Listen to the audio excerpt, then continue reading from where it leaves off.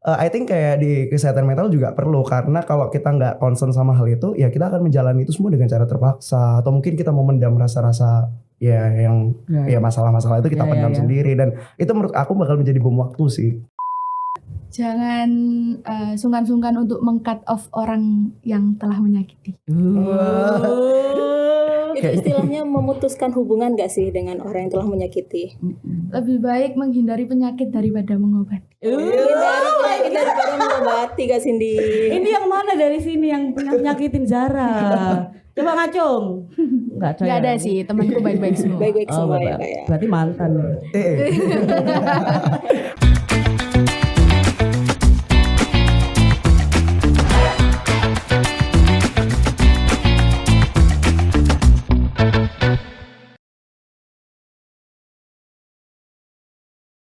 Kembali lagi di podcast Tribun Jatim Network dan Harian Surya. Cakap sana, Cakap sini.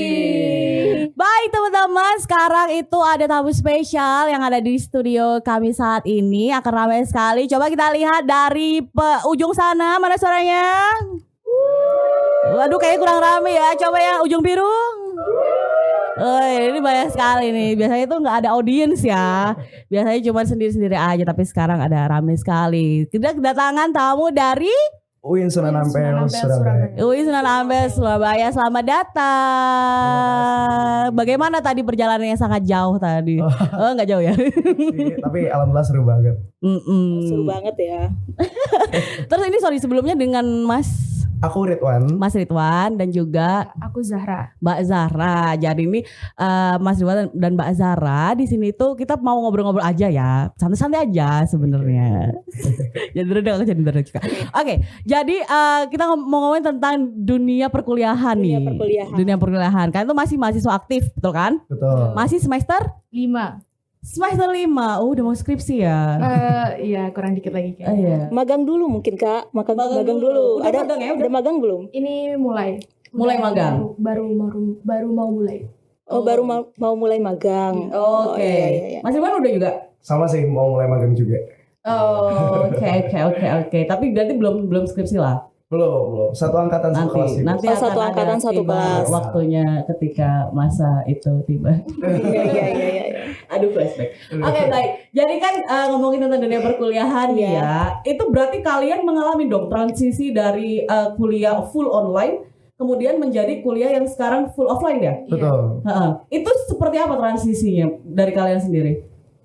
Aku dulu ya. Oke. Kalau transisi dari aku ngerasain culture shock ya, karena kebiasaan sambil rebahan bisa, sambil santai bisa. Bahkan kita punya kebiasaan off cam juga nih.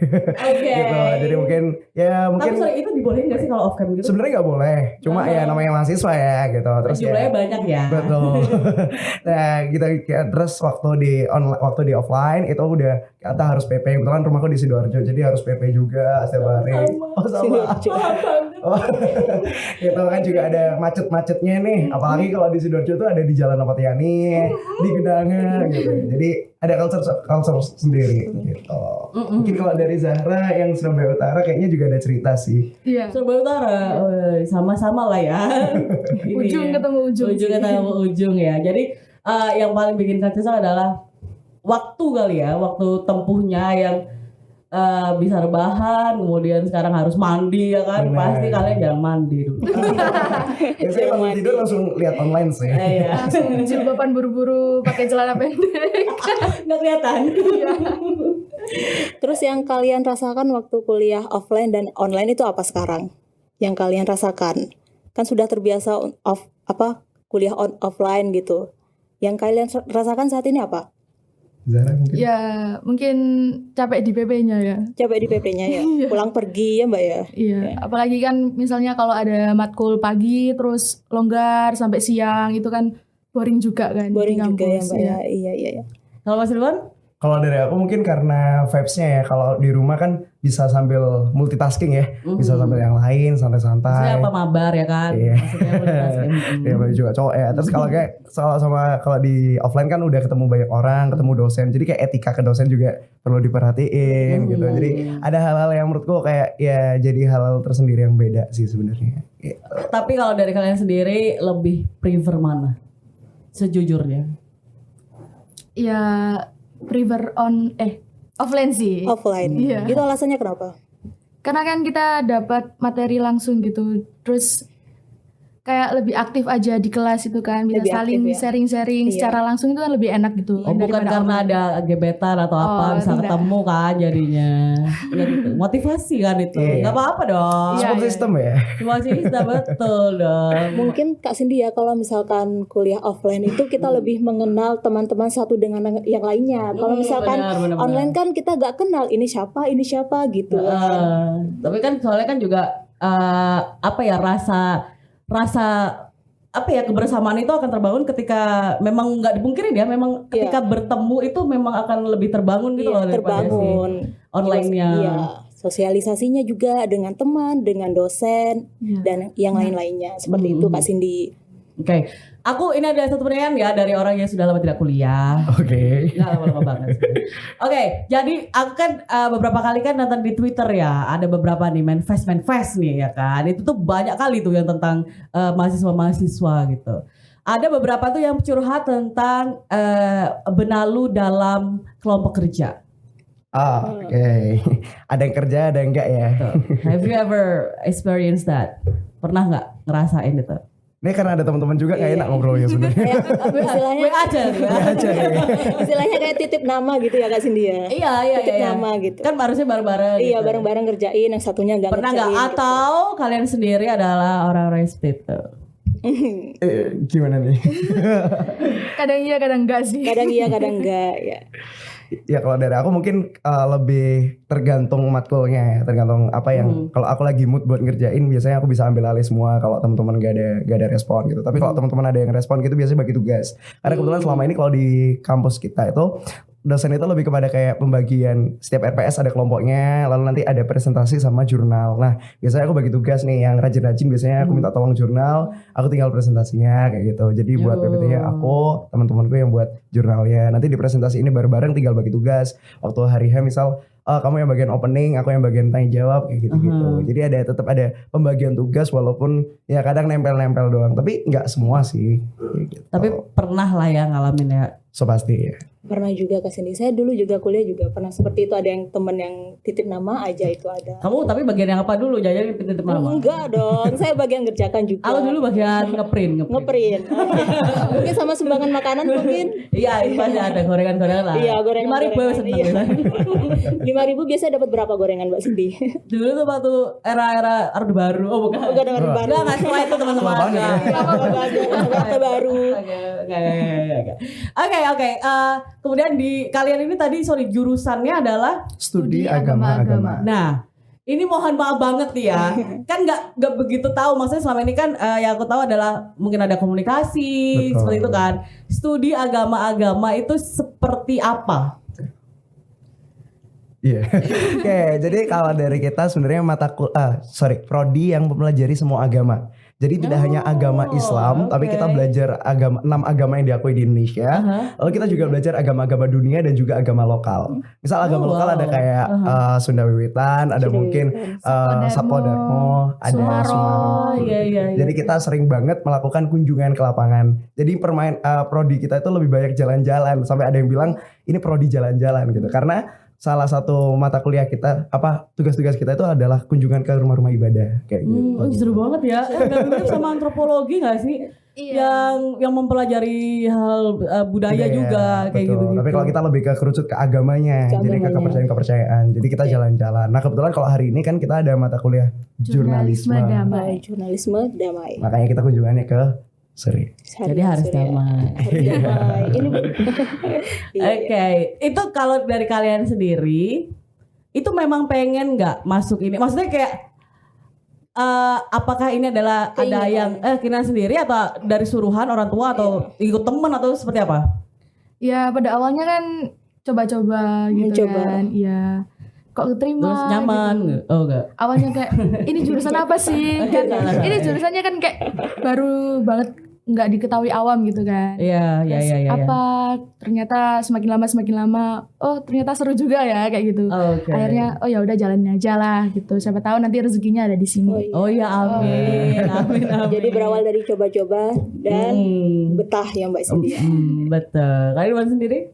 Kalau dari aku dulu kebetulan emang pernah ikut salah satu kajian tentang kristologi. Kebetulan waktu itu aku excited kayak ini aku bosan nih 12 tahun sekolah Islam terus nih, aku pengen belajar yang lain gitu. Jadi kebetulan waktu itu ada mata prodi ini, jadi saya excited buat nyoba. Dan dari orang tua juga tidak, kamu kayaknya mendingan dokter aja lu. Gak ada gitu. Ada ya, kalau dari aku mungkin gak didiskriminasi secara harus di mana, tapi sempet kayak diragukan nih prodinya bahaya nih, takutnya kamu nanti keluar dari agamamu. I see, Gitu. ya. Kekhawatiran orang tua yang kayak gitu yang mungkin perlu penjelasan gitu kan. Akhirnya coba aku buktiin dan ya sampai saat ini perlahan normalize lah, orang tua bisa kayak ya udahlah pelan-pelan anaknya juga masih aman kayak gitu. Oke. Kalau berarti gini, berarti ketika nantinya kalian lulus itu tuh apa ya jenjang kerjanya, karirnya, prospek kerjanya itu seperti apa? Bisa jadi peneliti muda, terus ada fasilitator perdamaian juga, terus bisa di Kemenak juga gitu. Oh iya, Kementerian Agama. Ya karena emang kita lulus tuh nanti gelarnya SAG gak? Sarjana Agama. Jadi luas banget. Kita kalau mau masuk ke sekolah buat jadi kayak guru-guru, misal kayak SMA, SMP gitu masih bisa guru agama. Terus atau mungkin kita mau jadi dosen atau S2 juga bisa. Tapi kalau mau ke kelembagaan misal kayak Kementerian Agama atau mungkin jadi mudin gitu ya, bisa nikahin orang, itu juga bisa sih. Jadi lebih ke kayak tokoh agama gitu sih. Banyak sih jalannya. Kalau untuk ke lembaga-lembaga yang swasta juga ada LSM atau NGO kan yang bergerak di perdamaian dan sebagainya. Dengan intinya prodi itu mencetak kita itu ada 3. Tadi yang disampaikan Zahra kan ada 2 tuh. Ada peneliti keagamaan atau peneliti muda. Yang kedua ada fasilitator perdamaian. Yang ketiga itu adalah eco-religious sociopreneur gitu. Religious sociopreneur. Jadi entrepreneur yang dari keagamaan kayak gitu. Makanya nanti di semester 6 atau 7 kita bakal ada mata kuliah agama dan kewirausahaan. Oke, menarik banget ya kayak jurusan agama. Beneran nggak begitu tahu sih, bener yang orang awam itu sebenarnya nggak begitu tahu, tapi ternyata setelah diceritain tadi itu bener-bener sangat menarik gitu loh. Ternyata ada gitu loh di Surabaya juga gitu. Kalau dari kalian sendiri nantinya ketika lulus pengennya jadi apa? Kalau saya pribadi mungkin insya Allah ya jadi fasilitator perdamaian. Oh ya amin. Iya kalau aku sih mungkin ya kalau cowoknya harus realistis ya. Karena nanti maksudnya ada cewek tidak realistis atau seperti apa? Oh sorry oke. Nggak, maksud saya kan mungkin ada ini ya, harus kerja dan sebagainya. Jadi lebih kepada kayak kelembagaan misalnya kayak Kementerian Agama. Ya mungkin idamannya orang tua adalah PNS atau calon mertua kan idamannya PNS gitu. Ya udah aman lah ya. Pokoknya ya idaman mertua itu PNS. Pegawai negeri sipil dimanapun dan kapanpun itu PNS. Mama jangan denger. Oke, terus ini mau ngomongin bentar nih tentang kalian kan Gen Z nih termasuknya ya. Oke. Pernah gak sih dengar selentingan bahwa Gen Z kita mau ngomongin dengan mental health, right? Itu kalian pernah dengar selentingan nggak bahwa Gen Z itu terlalu peduli tentang mental health yang menjadikan mereka generasi yang ini kata orang-orang ya, bukan aku, tolong jangan dimusuhin. Jadi menjadikan Gen Z adalah generasi strawberry, generasi yang lembek. What do you think about that? Sebagai perwakilan Gen Z deh. Kok berat banget ya? Sebagai kamu deh. Kayaknya mewakili umat susah banget ya. Makanya kamu sendiri. Mungkin kalau dari aku pribadi secara individual, menurutku gak gitu-gitu banget. Karena dengan kita concern ke kesehatan mental, salah satu itu adalah sebuah kebutuhan kita. Secara gak langsung kita dari kecil udah disuruh kayak belajar tentang olahraga. Tapi itu kan jasmani nih. Kadang kita juga ada aset yang secara rohani dan juga secara mental atau psikis. Saat kita udah fokusin di kesehatan kesehatan jasmani sama kesehatan rohani nih, misalnya kayak spiritualitas kita, di keagamaan kita, misal kalau dari kecil kan kita ngaji dan sebagainya gitu. I think kayak di kesehatan mental juga perlu, karena kalau kita nggak concern sama hal itu, ya kita akan menjalani itu semua dengan cara terpaksa, atau mungkin kita mau mendam rasa-rasa ya masalah-masalah itu kita pendam sendiri, dan itu menurut aku bakal menjadi bom waktu sih. Kayak suatu hari kamu akan meledakkan itu semuanya dan kamu akan menjadi orang yang beda lagi gitu. Jadi dari aku pribadi mungkin itu perlu jadi atensi tersendiri buat Gen Z, dan itu sebenarnya bukan buat lemah kalau kita tahu peluangnya itu bisa jadi kita lebih kuat lagi. Gitu. Tuh dengar tuh boomer. Nggak nyalain boomer ya, ini cuma jawaban dari. Aku milenial jadi aku nggak ikut. Nggak nyalain milenial. Iya tuh boomer. Kalau dari Mbak Sarah sendiri gimana tanggapannya? Ya kan kalau mental health itu juga perlu sih ya, daripada nanti kita ujung-ujungnya depresi gitu kan, sering memendam sendiri. Mahal Iya, psikiater. psikiater mahal banget. Satu kali pertemuan bisa sampai ya. Betul.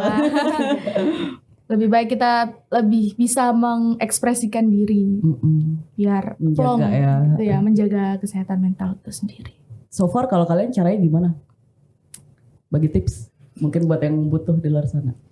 Oke, kalau aku pribadi aku punya prinsip namanya love what you do what you love. Jadi aku berusaha mencintai apa yang aku lakuin dan aku berusaha untuk melakukan apa yang aku cintai. Jadi menurutku saat kita melakukan apa yang kita cintai, sepassion apapun itu, secapek apapun itu kita melakukannya, menurutku aku bakal seneng jalaninnya. Misal kayak aku harus itu, misal tekanannya banyak, tapi orang ngelihat aku banyak tekanan nih, kayak kamu di pressure banget nih kayak di sini. Tapi karena aku mencintai itu dan aku melakukan dengan senang hati, I think capeknya beda sih, capeknya lebih seneng kayak gitu sih. Dan itu membuat aku bisa kayak ya aku ngelakuin ini semua nggak tertekan dan nggak menjadi salah satu kesehatan mental. Jadi harus love what you do ya, supaya tidak ada pikiran bahwa itu adalah sebuah keharusan, sebuah tekanan gitu ya. Betul. Oke, kalau Mbak Zara? Jangan sungkan-sungkan untuk meng-cut off orang yang telah menyakiti. Itu istilahnya memutuskan hubungan gak sih dengan orang yang telah menyakiti? Lebih baik menghindari penyakit daripada mengobati. Hindari penyakit daripada mengobati gak Cindy? Ini yang mana dari sini yang pernah nyakitin Zara? Coba ngacung. Enggak Gak ada sih, temanku baik-baik semua. Baik-baik semua ya Bapak. kayak. Berarti mantan. Kok jadi curhat ya? Bahaya nih. Wah ini tapi betul sekali ya, baik banget gitu loh. Wise maksudnya kita juga dewasa juga ya. Udah dewasa sudah tahu mana yang baik, mana yang betul. Kalau memang mungkin terdengar agak egois, tapi aku pribadi ngerasa it's okay to be egois. Gak apa-apa jadi egois karena sometimes you have to put yourself first. Yes. Kadang-kadang kamu harus mengutamakan diri kamu sendiri, karena kamu mengutamakan orang lain nanti diri kamu gimana, siapa yang menyelamatin gitu loh, nggak bukan diri sendiri. Iya, harus mementingkan diri sendiri daripada orang lain gitu. Sometimes, Iya. nggak all the time ya. Iya. Kalau misalkan disuruh sama bos apa kan nggak mungkin menyuruh bos apa aku lagi burn out gitu kan. Nggak boleh. Nggak bisa itu. Ada beberapa yang memang nggak bisa. Dengar nggak bosku? Oke, jadi kayaknya itu sudah cukup, aku rasa cukup cukup bukti bahwa yang selama ini banyak sekali yang bilang bahwa generasi adalah generasi lembek, sorry to say lagi, itu sebenarnya bahkan mereka itu kayaknya lebih paham gitu loh tentang mental health. Kita ditempa oleh ketika kan kita internet saat itu ketika maksudnya aduh tua banget aku tulisin aku nggak maksudnya guys itu, tapi kan bukan dari awal ada internet gitu loh, jadi nggak begitu paham juga tentang hal-hal kayak gitu, tapi kan sekarang udah banyak sekali bisa mengikuti internet dengan cara yang baik gitu. Oke, ngomongin apa sih yang seru lagi kalau di dunia perkuliahan itu kayaknya nggak lepas dari organisasi. Organisasi. Kalian Dunia pernah mengikuti organisasi. organisasi apa sih di kampus itu, di lingkungan kampus? Ya, salah satunya himpunan mahasiswa. Kalau UKM KM dulu sempat ikut band tapi resign. band. Anak band. Kak. Apa vokal? Ya. Coba. Enggak. Boleh dong. Kata ditodong. Boleh dong nyanyi sedikit aja. Kenapa itu? Kenapa memutuskan buat keluar? Ya, Gak cocok sama genrenya. Apa Melayu? Pop Melayu. ya keluar karena dulu tuh kan sempat habis meninggal sama kakek, jadi sering nggak boleh keluar jaga nenek, jadi nggak ada waktu buat membagi waktu untuk kuliah, terus UKM atau dan lain-lain. Ya sih, memang itu kan pembagian waktunya kan harus sangat ekstra ya kalau misalkan ikut UKM juga. Kalau UKM kan rata-rata ngumpulnya tuh malam hari ya. Iya.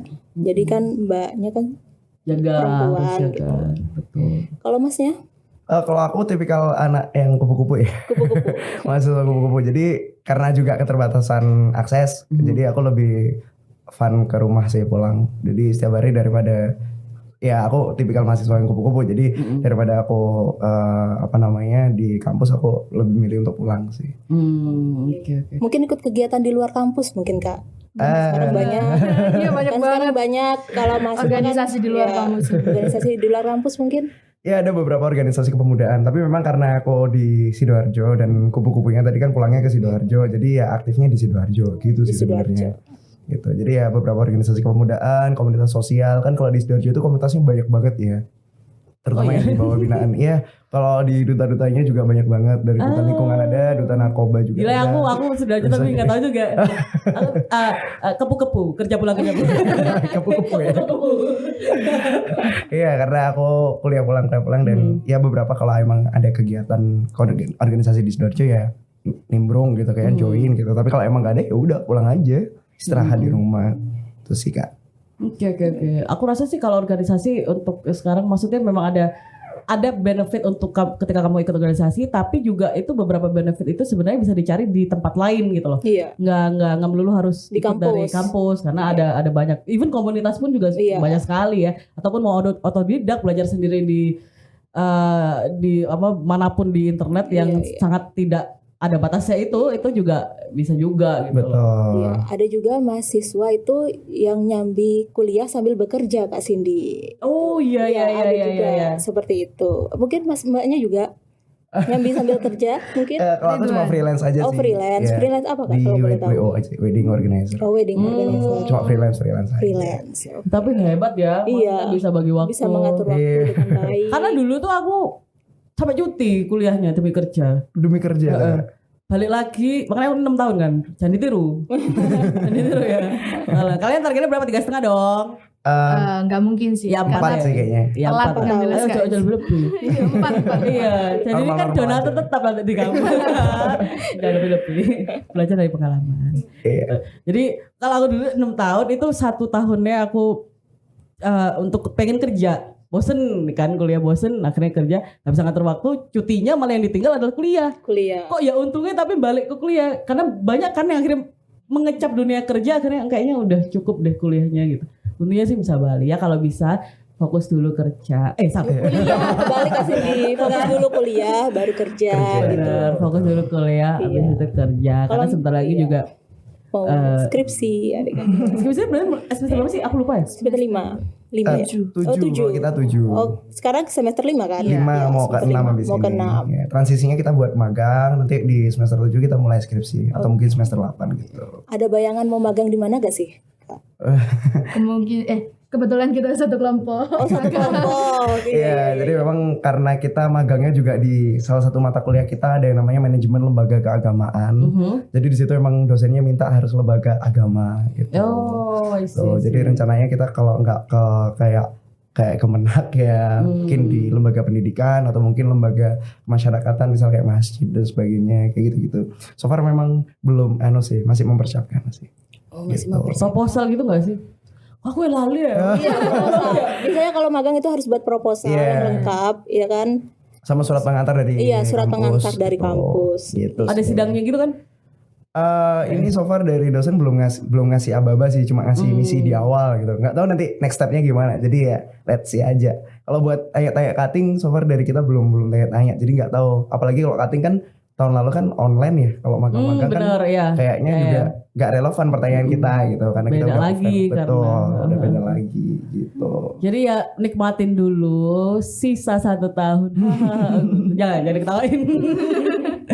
Semoga lancar ke depannya maupun Amin, magangnya, amin. kemudian nanti skripsinya tidak molor, Amin. semoga. Tapi juga harus tahu ketika pekerjaan skripsi itu adalah menurutku yang bikin lama, menurutku pribadi ya, yang bikin lama itu adalah mengumpulkan niat satu. Oke. Itu luar biasa lama banget. Jadi ketika niat udah terkumpul, udah kita kayak langsung gas aja. Jangan ditunda-tunda karena nanti akan redup. Nah itu tapi ketika kita ngerasa udah kok udah burn out ya, udah kayak nggak bisa, pause dulu nggak apa-apa, nggak ada masalah. Gitu. Oke. Rehat Tapi tetap sejenak ya. rehat sejenak, tapi tetap harus 4 tahun. Ada deadline, semua tuh ada deadline. Nggak apa-apa. Siap. Betul. Oke, mungkin itu sekian dulu ya dari teman-teman dari Winsa. Winsa. Win Sunan Ampel Surabaya. Sunan Ampel Surabaya. Terima kasih sudah main-main ke studio kami. Ya, terima kasih kembali Kak udah disambut dengan baik. Iya. Oh iya, dong. Baik kan. Ini jadi pengalaman pertama nih ya. Kita bisa anak studi agama-agama masuk podcastnya Tribun. Besok-besok main lagi dong. Kan nggak jauh-jauh banget ya, kayak 5 langkah dari rumah. Oke, kalau gitu Tribun nanti kita bisa dilihat secara langsung, nggak langsung sih, salah. Bisa dilihat di YouTube. Kita ada portal kita itu ada banyak sekali, ada 6. Ada Tribun Jatim, ada Harian Surya, ada Tribun Madura, ada Tribun Mataraman, ada Surya Malang. Yang terbaru ada Tribun Jatim Timur dan semuanya akan ada di situ. Wow. Alright, ditonton ya supaya nambah view. subscribe. Oke, makasih banyak ya sekali lagi. Sukses terus buat apapun kegiatannya. Sehat, physically and mentally. Itu utama. Oke. Sampai jumpa di podcast selanjutnya. Terima kasih ya. Dadah. Dadah.